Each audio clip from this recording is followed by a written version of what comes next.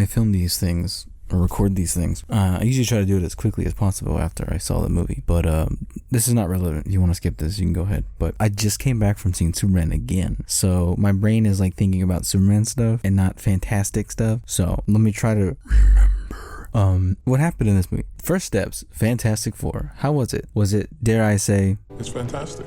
You know, July was I like to call it the peak of the summer blockbusters, or just movies in general for this year. Like a roller coaster, I think it's downhill from here. Although there have been a couple movies that just were announced that, you know, kind of thrown out there. I believe Predator Badlands is coming out, and Mortal Kombat.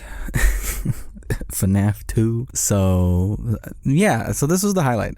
Fantastic Four for First Steps. This felt like a big Marvel release. You know, Thunderbolts was cool, and we had a Captain Falcon early this year, but this was like, okay, an established superhero team is being brought to the MCU. We haven't seen the Fantastic Four in quite a while, and for good reason. We all know how the last one went, but those first two, you know, there was something. Well, anyways, with this movie, the vibe of this movie was definitely this retro future, Fallout kind of almost vibes to some degree, just, you know, less apocalypse. And in, I think, modern superhero fashion, I feel that comic book movies are, you know, they really are skipping past the whole origin story. And I think because, like I said this in the Superman video, where most of us knows how Fantastic Four get their powers, and so I don't think we need to go through all that. I mean, there's usually like a brief, like, you know, like title sequence or montage or a little opening like sequence that tells you what happened to them, and that's usually about all you get, and I'm okay with that. I'm okay that we don't need to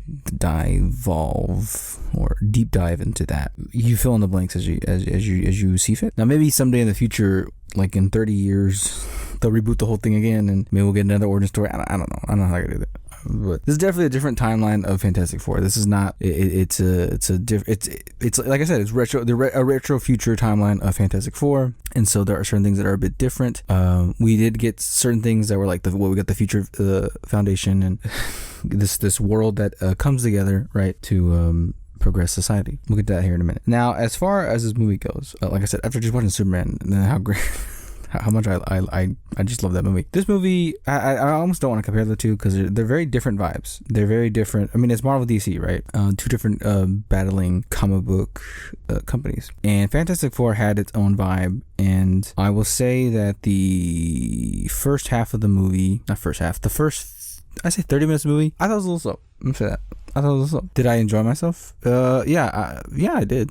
But yeah, I did. But it was a bit slow. There were a couple things that were like, I guess we have to establish first a little bit, you know, like I said, kind of understanding how they got their powers. But, you know, you learn that Sue and Reed Richards, you know, Pedro Pascal and Vanessa Kirby. There are a couple videos where I didn't know her name, but I believe it's her name. They're having a kid, and you got cousin from The Bear and Joseph Quinn, you know, the Thing and Human Torch. And then Herbie, I'm glad Herbie's in it. I hope that in the future we get like Herbie, like an actual voice, and I want him to be voiced by the guy who voiced Alpha. What's his name? He voices Billy from Billy and Mandy. Anyways, so yeah, we get that a little established, and then eventually you get the plot where it's like, how are we going to? What's the reason the Fantastic Four needs to save the day? And for most of us knowing the trailer, Galactus is coming, and up until that point, it is kind of like I said, you're establishing, you're learning the world, and the Future Foundation has been established. Which, for those who don't know, from my limited comic book knowledge, it's I believe it's like the world has like, okay, we're just done with like war and stuff, and we're just going to progress society as best as we can, you know, like the world has become one giant community. We get the Latveria, Dr. Doom's country. We get that little Easter egg already in the beginning there, so that's kind of like exciting. And so the whole Future Foundation is important, and I think it comes together later on in the plot line. But like I said, that first part of establishment kind of boring in my opinion. I was kind of like, well, this is what I got. Fantastic Four First Step. Literally the first like 30 minutes of Superman. I'm gonna be comparing Superman a lot because I just watched it again, and there are two superhero movies that came out back to back. It was like jam packed, action all the way for the most part. So, anyways, the part where we start getting something like, okay, here we go, is okay. So Silver Surfer comes and it says Galactus is coming, and they're like, okay, well, we gotta go visit Galactus, see if we can talk this out, right? So that's what they go do. They build a ship, or if they had a ship that's like need to get ready, blah blah blah. They fly into space, and then they go to hyperspace. Well, they go to like a hyperdrive or whatever, and they eventually find Galactus eating a planet. And I often wonder how they were going to show that, him eating a planet, and I don't know exactly how they depict it in the comic books. I mean, it's not like Superhero Squad, or I mean, he takes several bites and chews them thoroughly. Take a bite of the planet, I guess. But he got the machine that like crunches up the planet and feeds it into Galactus. I watched a couple of like videos of like Galactus's origins, and from my understanding, like he was someone who is from a time before their universe, right? And I always found Galactus an interesting villain. Or I don't even say a villain. He's more like an entity, just a part of like nature, I guess. And he has this hunger that he has to keep feeding, or I guess eat planets. And so I remember but the old Fantastic Four movie introduced him, like it was kind of like meh, like it wasn't like the Galactus that like with the big pointy ears or helmet, right? And so they get to Galactus' ship. Silver Surfer guides them, and they meet Galactus, and it's that was the first part of the movie where I was like, I felt an emotion. I was like, dang, that's Galactus. That's he's there. He's giant. He's massive. He's got the glowing eyes. He's got the helmet, and it felt powerful. Like to see Galactus just straight up like, dang, that's him. That's him right there. And they see his power. They see his might. They see like, oh, we're cooked. We're cooked, chat. Like I don't think we're gonna save our planet. And so here's where we get to the kind of the driving point of the movie is Galactus tells him, hey, I'll cut you a deal. If you give me your baby, your unborn baby, I'll save your planet because your baby has powers. And from what I do know, my knowledge of Sue and Richard's child is a very powerful baby. I believe his powers like might even match like the Scarlet Witch's to some degree. That's what I read. But so we'll become Galactus's like heir or whatever. Sue's like, no, I'm not having this. And I mean, right? Well, I'm not gonna give you my baby. And so, at that point, they have to escape. And this is where I start seeing some action. So, like Johnny, like starts cutting off Galactus' power cords. Lava's pouring out, and then you see this. Okay, Silver Surfer's chasing Johnny, and then she's like surfing on lava. It's like, okay, that was like the fact that they got the Silver Surfer actually surfing. That was dope. That was so cool. Because there's a point where they flee back to the ship and they're trying to escape, and they go back into their hyperdrive or whatever, and then Silver Surfer's like riding the hyperdrive waves. Like that's so cool. Like that the way that was depicted was pretty awesome, right? And then they trap her. They get her trapped. They find a black hole, and they're like, we're gonna like find a way to trap her in this. And at this point, Sue was like giving birth, and man, this I will say this. I think motherhood was a strong point of the movie too, and like how protective of a mother like Sue was, and like you even read Richard to some degree, but just. Like it's funny, a pregnant woman in space. Like they did point that the first pregnant woman in space. Like this is what Katy Perry thought she was doing. Like no, Sue was like out here like, oh, I'm gonna like help you stop this woman chasing us on a silver board, right? And help her get in a black hole by turning the ship invisible while I'm also giving birth. It's crazy. And there's no way I could do that. But so they helps him out. They slingshot through like the black hole back to Earth. She gives birth. Franklin is born. And then they come back with a plan. Like, what are we gonna do now? They tell everyone like, hey, we don't have a plan here. We think everyone's just gonna die. Well, they don't say that verbatim, but and they like, wait, did Galactus ask for anything? And they're like, well, he was like, can we have your baby? And then we'll spare the planet. And then, we're like, we're not gonna do that. And they're like, whoa, hold up there. You're telling me that you could sacrifice your baby and we'll all be okay? So then there's like riots ensuing. The world is like, there's mayhem out there. Everyone's like scared. Everyone's like, well, like all we gotta do is sacrifice this baby, right? Easier said than done, right? So it eventually gets to a point where like there's a boiling point, right? And they gotta do something. They can't just let because the Fantastic Four in this timeline has they're like the beacons of hope. They're like the saviors of the planet. They're like the leaders. They're got into politics. They're leading the way. So they don't have any answers. Everyone's like, well, what do we do? Like everything descends into chaos. So we eventually get to the point of the movie where, they eventually got to address the people. And this is the part of the movie where I thought this is a beautiful part. An aspect of it is, and I kind of predicted this was gonna happen, but I was like, okay, Sue's gonna go out there and like introduce the world to the baby. That's what she has to do. She has to put a face to this baby, because right now it's just like, this is an unknown baby. Like, imagine this. Like, imagine you're in this position. You're like, oh, you tell me all I gotta do is give away a baby, and we save the rest of us. It's a little weird to sound, but like, there's gonna be people out there who like, yeah, let's just do that, you know. So she goes out there and she tells the world, like on TV, and the people riding in front of I'm assuming the future, that timeline's Baxter Building or whatever, and it's like, look, this is my child, Franklin, and like, as a mother, I don't want to give up my child. Would you know, like, would you? And let's figure this out together, guys. We're a community. We're all in this together. We'll figure it out together. It's beautiful. I think the most interesting about this movie is like, it's not exactly one of our world. It's a different timeline where like, you have the society, the future foundation, where, you know, the goal of humanity is to progress forward, to figure out these problems together, how we can all live and be better. And I thought it was really cool to see that. You know, it was like I don't know, like the Earth in Star Trek, or how that society works. I don't know much about Star Trek, but like I've heard like parts about it where it's like, oh, we've gone past material possessions and we're just gonna try to progress society, and seeing that shown was like, I think, the coolest aspect of this world, and how it was able to show us something different, maybe possibly that could one day happen to our world. You may say I'm a dreamer, but I'm not the only one, right? So they come and plan, how are you going to save our world together? And they're so, you know what their idea is, what if we took the Earth and pushed it somewhere else? That was the idea. So Reed is like working on teleportation. So basically the idea is like, we're going to teleport away the Earth to somewhere else. That's what we're going to do. So Galactus won't find us for another couple million years. It's a temporary solution, but it's all we got right now. And so that's what they're working on. In the meantime, Johnny's got like a side plot where he's like figuring out like the language of the Silver Surfer, because she spoke it to him, and he's got like recordings of it. That comes important later. You also have like a C plot of like Ben falling in love with this woman from Orange is the New Black, which is like, you know, that's cute. I love a little love story there. But so as far as like how everyone played their roles, Pedro playing Reed Richards. Reed is very like, he's kind of a kind of cold, calculated dude, and I for the most part thought he played that well. Vanessa, she's like maybe a little more the opposite of that, and thinks with the heart. And there are moments where you see the confliction between Reed and Sue, and because there are parts where Reed is like, well, we not saying he going to sacrifice his baby, but he's thought about it. You know, he's calculated person. He's arguably the smartest person in the Marvel universe, so outweighing the odds, right? And then, you know, Johnny, he's I like Joseph Quinn. I like him as an actor. I do love Ben's actor. I can't remember his name on top of my head. Like I said, cousin for Bear. You know, yeah, I thought they did good. I am very privy to the earlier 20th Century Fox one. I think that thing was really great, and Chris Evans as Johnny, I always really loved. All I can really say is they did way better. They did way better than that last one. I'm sorry, Michael B. Jordan, and what's his face from that movie he did with J.K. Simmons, that drummer jazz movie or whatever. Penn Teller, that's not his name. What's his name? He was in Top Gun. Miles Teller. That was his name.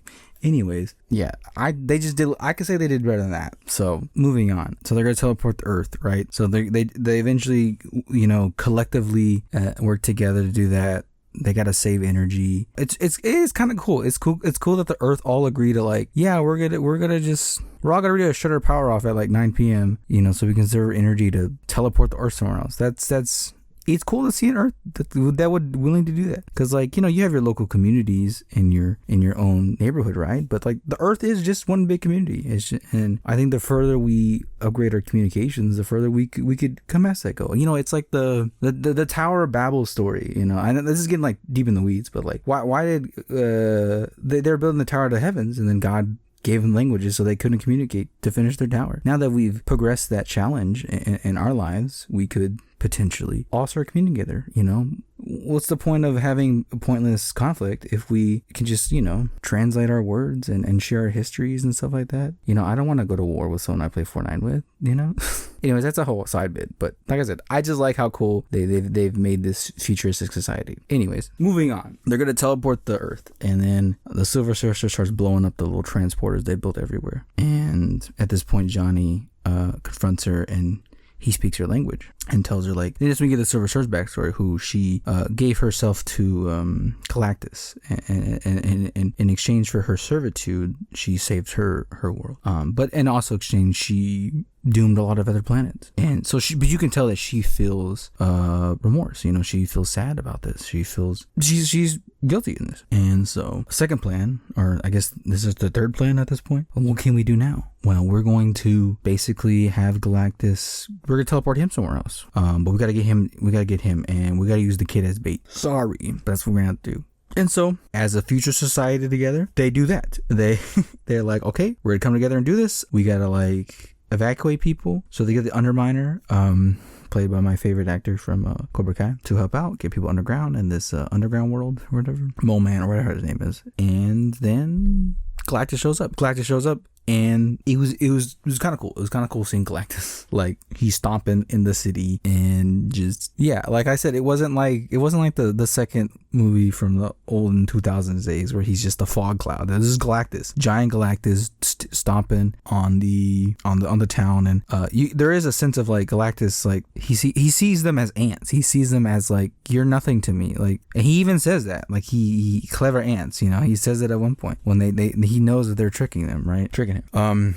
Eventually, all in all, this is a part of the movie that I laughed a little bit, and it's a terrible part of the movie. Galactus finds the baby, and like Herbie's like taking care of the baby, and like in like the building, right? And Galactus comes, and he just like pushes his hands in there, and then you just see Herbie like just like get like basically crushed. And I don't know why that scene I just found so funny. I was like, no, Herbie, he's just a child. Galactus takes the baby, and this is where like Sue uses her mother pregnancy strength, and she basically forces Galactus, pushes him, uses one of her invisible forces like to push him into the portal that they have, and through teamwork, like the Fantastic Four, they work together to push him in, and like they all use their strengths, and that's a part of it that I thought was fun, to see them all four of them equally use their strengths. Although at the very end, Sue kind of pulled some numbers, she more than all of them, and eventually they get Galactus in the thing, and they think everything's sane, but then he comes back out, and then Johnny's like, you know what, I'm gonna sacrifice myself, tell my nephew I love him, and everything like that. But then last second, I knew it was gonna happen.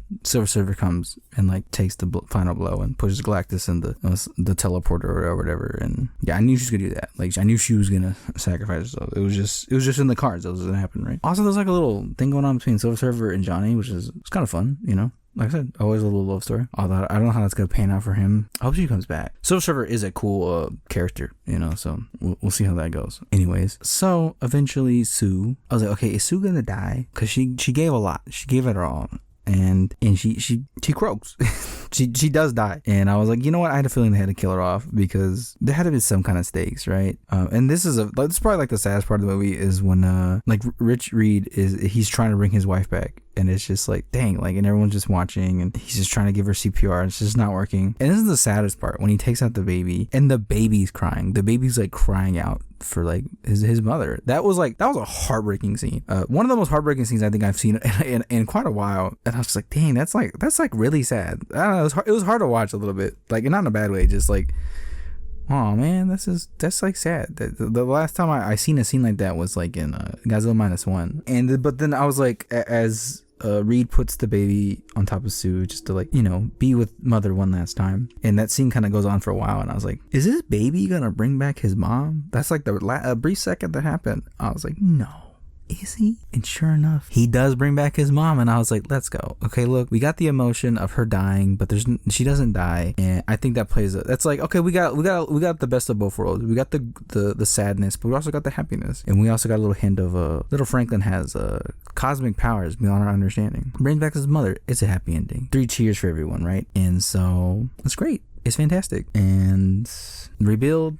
Be all happy about it. In the movie. That's it. Of course, we get our end credit scenes. The mid-credit scene is the one that really matters. The in one was just a little cartoon, little tidbit. It's clobbering time or whatever. Kind of like a 90s little cartoon deal there. But the mid-credit scene was, Sue is with Franklin. He's like, what, I think 3 or 4 years past at this point. And there was a scene where like they're trying to put a car seat in and they just couldn't figure it out. And I thought that was a kind of little funny little scene. But anyways, and then all of a sudden like Sue's like, there's somebody here, and she feels the presence, and boom, it's Doc Doctor Doom. We don't see the face. We don't know if it's Robert Downey Jr., but you do see the mask. And Doctor Doom tease. And then it's like, boom, Fantastic Four will come back in Doomsday. I don't really know what Doomsday's about. I try to avoid like reading any spoilers or any trailers or whatever. I try to not look at the chairs that showed up. Who's all going to be in it? I don't know, but we're assuming Doomsday is here, and that was the Fantastic Four. Now, would I say this movie was like peak Marvel? You know, like I think it's the start of something. I think it's the start of something kind of like new. I definitely like I did love the style of the movie. I did like the actors. It was probably the best Marvel movie that came out this year. Oh, I thought Thunderbolts was really fun, but like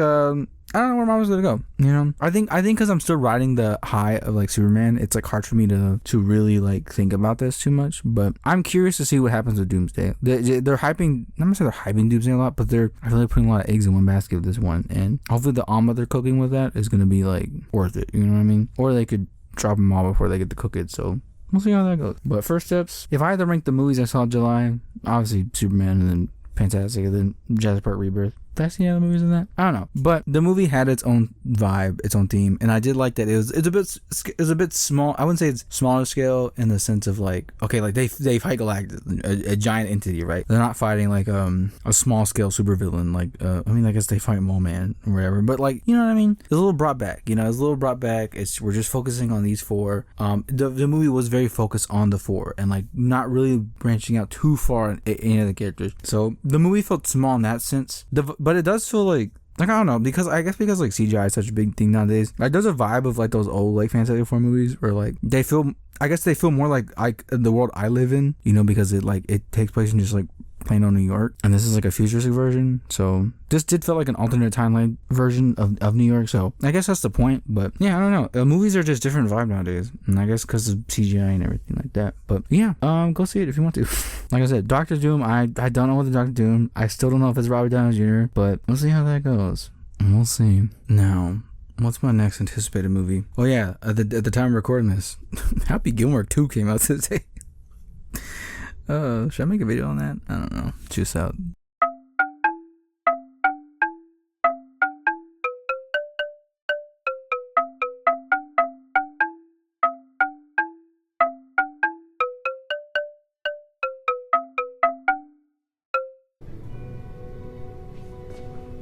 Say that again?